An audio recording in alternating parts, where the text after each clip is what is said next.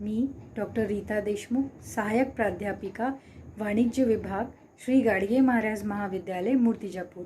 आज मी तुम्हाला या व्हिडिओमध्ये संत गाडगेबाबा अमरावती विद्यापीठाच्या सिलेबसनुसार BCom फर्स्ट इयर फर्स्ट सेमिस्टरच्या प्रिन्सिपल ऑफ बिझनेस मॅनेजमेंट या विषयाच्या युनिट 3च्या जे 5 चॅप्टर आहे त्याच्यातले ते 3rd चॅप्टर आहे रेखा संघटन, त्या चॅप्टरबद्दल या व्हिडिओमध्ये सविस्तर माहिती देत आहे। युनिट 3 चॅप्टर 3 रेखा संघटन। रेखा संघटन अर्थ व संकल्पना। रेखा संघटन हा संघटन रचनेचा सर्वात सोपा आणि सर्वात जुना अशा प्रकार आहे। या प्रकाराला सैनिक संघटन किंवा उद्योग संघटन असे सुद्धा म्हणतात। मॅकफर्लँडच्या मते रेखा संघटनेत प्रत्यक्षात सरळ रेषेतील संबंध असतो, जो प्रत्येक स्तरावरील स्थिती आणि कार्यात वरून खालच्या स्तराशी संबंध प्रस्थापित करतो। तर येलनच्या मते रेखा आदेशची ती अशी एक शृंखला आहे जी संचालक मंडळापासून विभिन्न प्रतिनिधी तसेच पुनः प्रतिनिधीद्वारे अधिकार आणि दायित्वाचा त्या बिंदूपर्यंत पोहोचविते जिथे कंपनीचा मुख्य क्रिया पूर्ण केल्या जातात। रेखा संघटनाचे महत्त्वाचे वैशिष्ट्य म्हणजे हा संघटन प्रकरणातील उच्च अधिकारी आणि त्याचा सहाय्यक त्यातील संबंध।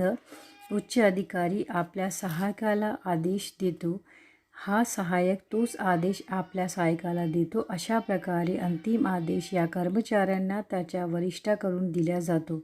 अशा प्रकारे उच्च अधिकाऱ्यांपासून तर सर्वात निम्न अधिकाऱ्यापर्यंत अधिकारांचे अंतरण केल्या जाते, ज्यामुळे अधिकारांची शृंखला ही उच्चस्तरीय अधिकाऱ्यांकडून निम्नस्तरीय अधिकाऱ्यांकडे जसे फोरमॅन एका सरळ रेषेत निर्माण होत असते। अशा प्रकारे निर्माण झालेल्या अधिकाराच्या शृंखलेला अधिकार शृंखला असे म्हणतात।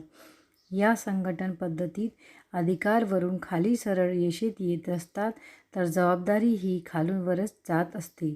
रेखा संघटन प्रकारात उद्देशाने तत्व आणि आदेशातील एकवाक्यतेचे तत्व ही दोन्ही तत्वे तंतोतंतपणे पाळली जातात।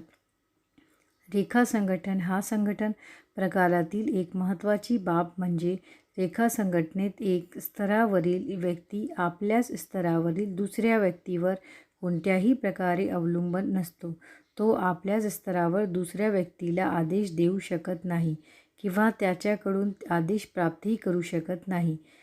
थोडक्यात रेखा संघटन अधिकारी आपल्या खालच्या स्तरावरील अधिकाऱ्याला आदेश देतात, त्यांना कोणाला आदेश द्यायचे आहे आणि प्रत्येक सहाय्यकाला कोणाचे आदेश पाळायचे आहेत हे निश्चित करते। यानंतर आपण रेखा संघटनचे प्रकार समजून घेऊया। रेखा संघटनचे प्रकार। रेखा संघटनचे 2 प्रकार आहे, साधे किंवा शुद्ध रेखा संघटन, दुसरा विभागीय रेखा संघटन। साधे शुद्ध रेखा संघटन या संघटन प्रकारात प्रत्येक व्यवस्थापकाची कार्ये ही समान कामासाठी एकसमान अशीच असतात आणि विभाग हे प्रामुख्याने नियंत्रण आणि निर्देशनासाठी निर्माण केलेले असतात। त्यामुळे या संघटन प्रकारात एका स्तरावरील सर्व व्यक्तींची कामे ही सारखीच असतात। त्याच्या कार्याने नियंत्रणाच्या दृष्टिकोनातून वर्गीकृत केले जाते। शुद्ध रेखा संघटन ही संघटनेची रचना आज फारच कमी प्रमाणात उपयोगात आणली जाते। खालील आता जे वेगळ्या वेगळ्या प्रकारच्या जे आकृत्या आहेत त्यांनी बी आपण समजू शकतो। तुम्हाला डिटेल आकृत्या पाहिजे असेल तर तुम्ही SM कोलते सरांची व्यवसाय व्यवस्थांची मूलतत्वे पुस्तक पहा। दुसरं आहे विभागीय रेखा संघटन। व्यवसायाच्या संघटनेचा ह्या सर्वात जुना प्रकार आहे। या संघटन प्रकारात व्यवसायाच्या कार्याची विभागणी विविध विभागांमध्ये केली जाते। प्रत्येक विभागाच्या कार्याची जबाबदारी त्या विभागाला प्रमुखावर सोपविण्यात येते। प्रत्येक विभाग प्रमुख आपल्या उच्च अधिकाऱ्याला जबाबदार असतो। या संघटन प्रकारात अधिकारांचे उच्च व कनिष्ठ सरळ 2 प्रकार पडतात। कनिष्ठ अधिकारी आपल्या उच्च अधिकारीला जबाबदार असतो। आदेशाचा स्रोत सरळ वरून खालील बाहेर असतो। प्रत्येक विभाग प्रमुख मुख्य व्यवस्थापनाकडून आदेश प्राप्त करतो व तो कार्यान्वित करण्यासाठी आपल्या हाताखालील कर्मचाऱ्यांना आदेश देतो. या प्रकारात अधिकाराचा प्रभाव वरून खाली सरळ रेषेत वाहत असल्यामुळे या संघटन प्रकाराला उद्योग संघटन किंवा रेखा संघटन असेही म्हणतात. लष्करातील सैनिकांचे संघटन याच प्रकारचे केल्या जात असल्यामुळे या प्रकाराला लष्करी संघटन असे म्हणतात. विभागीय रेखा संघटनचे स्वरूप. सर्वसामान्यपणे उपक्रमातील विभागीय रेखा संघटनचे स्वरूप असते. संचालन मंडळाने घेतलेल्या निर्णयाची अंमलबजावणी प्रमुख व्यवस्थापनाला करावी लागते. त्यासाठी प्रमुख व्यवस्थापन कार्यसंबंधीचे आदेश उपक्रमातील प्रत्येक विभागाच्या विभाग प्रमुखाला देत असतो. विभाग प्रमुख हे आदेश आपल्याला विभागातील निरीक्षकाला देत असतात. प्रत्येक विभाग प्रमुखाचा दर्जा समान असतो, त्यामुळे एक विभाग प्रमुख दुसऱ्या विभाग प्रमुखाला आदेश देऊ शकत नाही.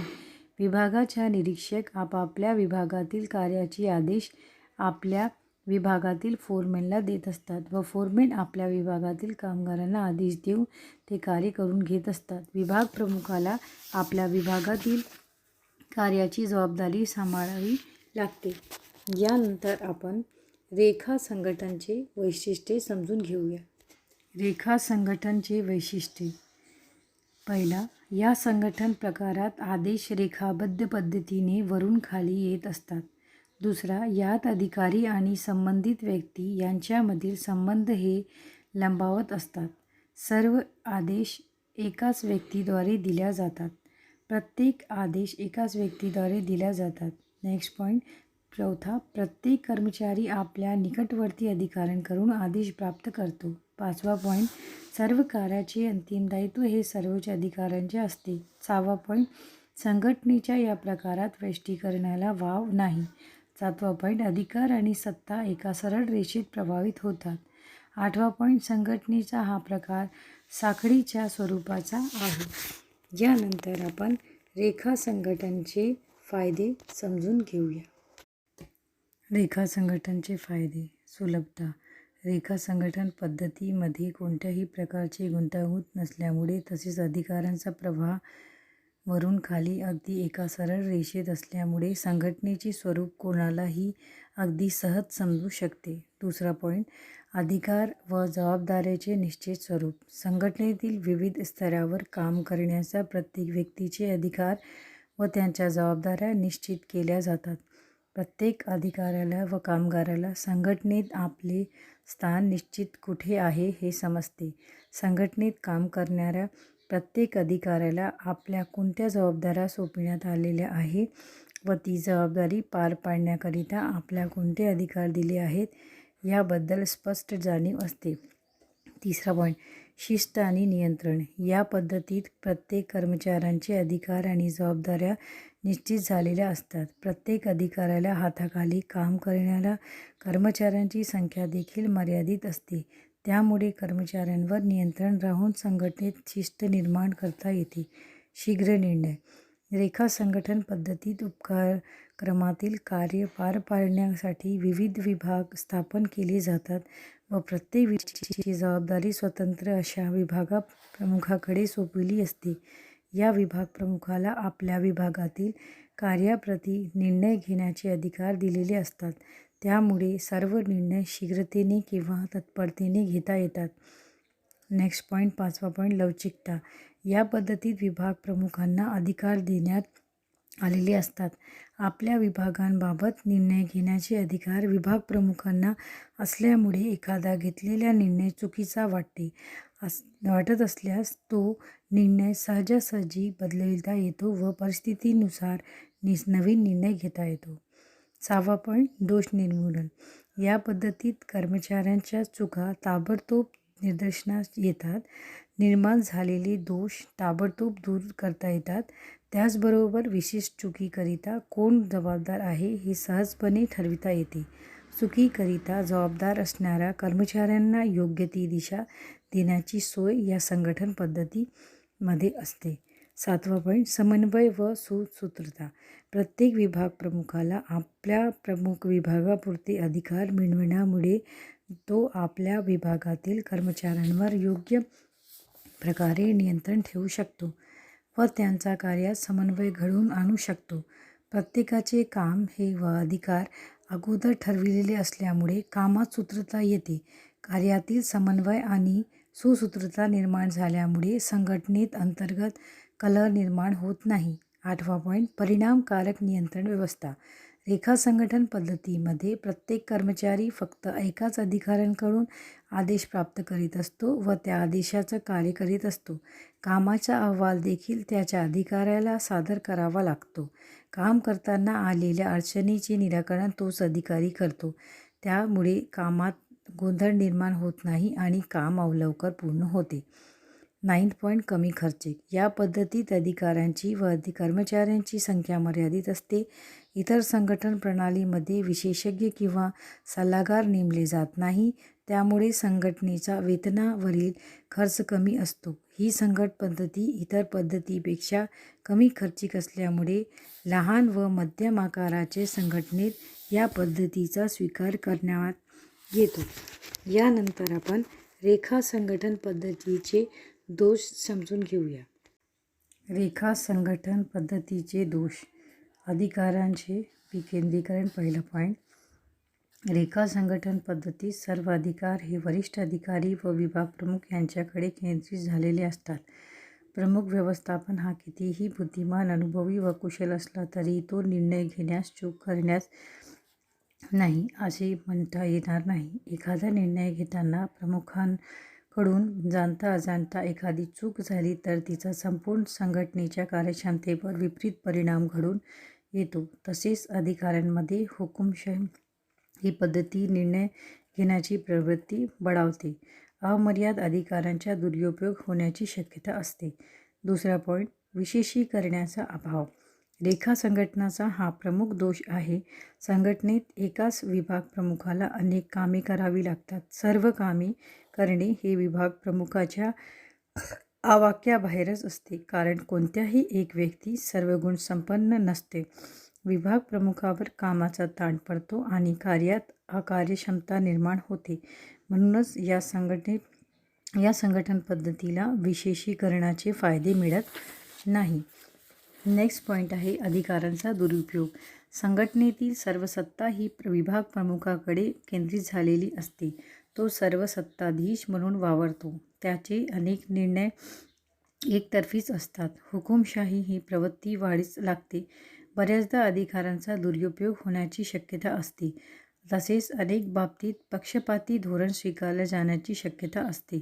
चौथा पॉईंट, तज्ज्ञांचा सेवेचा अभाव. या संघटने पद्धतीत तज्ज्ञांचा सेवे किंवा सल्ला घेण्याची सोय नाही. त्यामुळे त्यांच्या ज्ञानाचा फायदा संघटनेला मिळत नाही. संघटनेच्या कार्यवाहीत निर्णय घेण्यास, निर्णयाची अंमलबजावणी करण्यात अनेक अडचणी येतात. त्या योग्य प्रकारे सोडविल्या जात नाहीत. नेक्स्ट पॉईंट, कार्यात. 5वा पॉईंट, कार्यात पुढाकार घेण्याच्या भावनेचा अभाव. रेखा संघटन पद्धतीत प्रमुख व्यवस्थापक आणि कामगार यांच्यामध्ये अनेक अधिकारी कार्य करीत असतात. वरिष्ठांकडून प्राप्त झालेल्या आदेशांचे पालन करणे व आपल्या हाताखाली सहाय्यकाकडून काम करून घेणे एवढेच. प्रत्येक अधिकाऱ्याचे काम मर्यादित असल्यामुळे कोणतेही व्यक्ती आपल्या स्वतःच्या इच्छेने पुढाकार घेऊन काम करण्यास तयार नसतो. या बाबतीची त्याची मानसिक प्रवृत्ती नष्ट होते. याचा परिणाम उपक्रमाच्या संघटनेत शिथिलता येऊन अकार्यक्षमता निर्माण होते.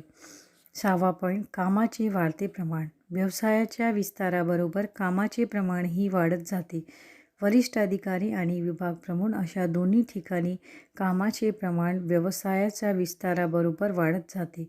वाढलेली कामे करणे हे विभाग प्रमुखाच्या कार्यक्षमतेबाहेरचे असते. त्याच अकार्यक्षमता आणि निर्माण होई कामात दिरंगाई होण्याचे प्रमाण वाढते. खर्चात वाढ. 7वा पॉईंट, या संघटन पद्धतीत विविध विभागांची निर्मिती केली जाते.